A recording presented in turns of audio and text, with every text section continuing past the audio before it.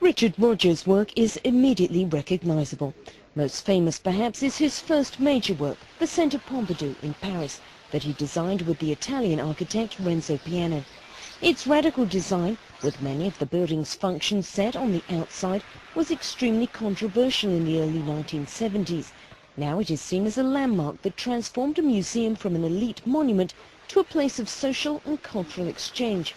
Rogers says he has fond memories of his time in Paris.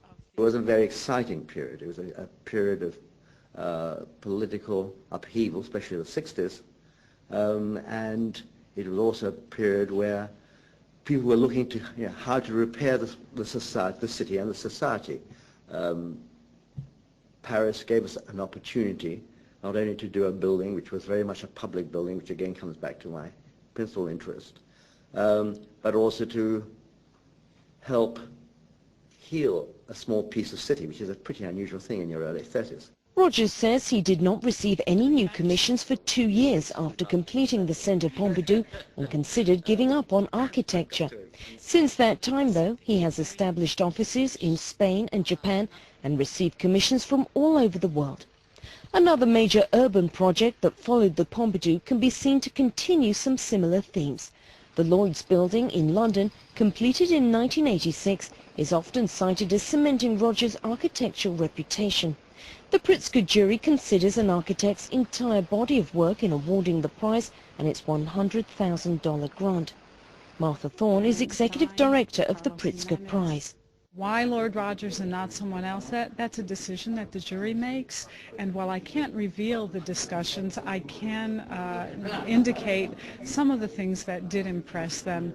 Certainly his commitment to sustainability, his commitment to cities, in other words, his understanding of broader issues, of seeing architecture not just as an individual building, but as a building block of a community, of a city, of a region.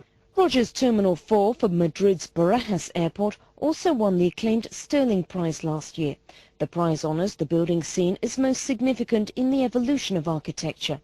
Rogers has advised both the Spanish and British authorities on city planning and design. I have been working very hard on cities. In Britain, 90% of us live in England, specifically 90% of us live in cities.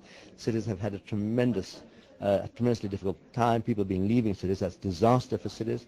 We have been putting programs together to attract people back to cities, and people are moving back to city centres. Current major projects by Rogers and partners include Tower 3 of the World Trade Center.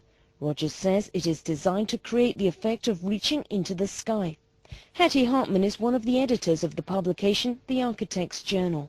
Many of the great architects, many who have won the Pritzker, may have had a more narrow view of the profession, and they were interested in the art of architecture, whereas I think Rogers has an appreciation of architecture in its widest sense, and that is very much to be applauded.